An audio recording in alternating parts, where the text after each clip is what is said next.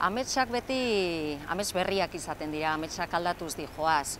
Neurri horretan, amendikan 40 urtetara ere galdetuzkeo, seguruenik amets berriak izango nituzke orain ditudanetatik, baina nola nahi ere energiak beti norabide berdinetatik handatoz, batetikan ere inguruak ematen dit, eta inguruak diodanean da, inguruan ikusten dudana, entzuten dudana, ezagutzen dudana beraz, horreken energia ematen dit, horren aurrean jarrera bat hartzeko, mobilizatzeko eta aktibatzeko. Eta bestetikan ezinbestean hemen atzean dakadan hau, Donostiarra izan da batez ere, fisikoki elementu konkretoren bat aipatu beharko banuke itsasoak dudarikan gabe.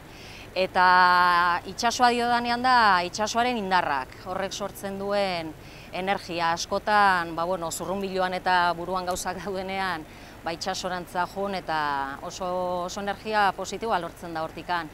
Eta zer sortzen didan energiak aurrera egiteko eta ametsak beti sortzen diran amets berriak lortzeko nik usteten elementu horiekin lotuta dagoela. Inguruak dioena ezagutzea, entzutea eta horren aurreko jarrera bat hartzea eta bestetikan itsasoa beraren energiak.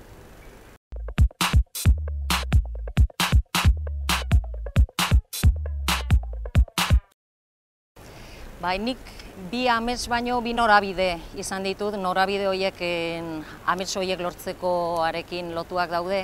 Batetikan izan da 14-13 urte nituenean bertsolaritza ezagutu nuen lehen aldiz, eta horrek nireki zidan mundua ikaragarria izan zen. Euskararekiko, euskal kulturarekiko, kulturaniztasunekiko, ze bertsolariak beste herrialde batzuetan ere baditugu, badaude Kurdistanen edo Kuban edo beste herrialdetan, eta horrek sortu zidan hizkuntzarekiko, euskararekiko, kulturekiko horrelako lana egin nahia eta mugitu nahi izatea. Eta bestetikan, 21 urte nituenean, karrera bukatu berri, tesia egiten hasteko asmoekin eta batean ezagutu nuen El Salvadorren bazeudela jesuita batzuk, jesuita haietako bat etorri zen, Jon Cortinarekin hizketan aritu ginen, eta beste realitate bat nireki zitzaidan begibistan. Eta erabaki nuen doktora dutza egitea Sorbonara, Parisea joan beharrean, El Salvadorrera joatea.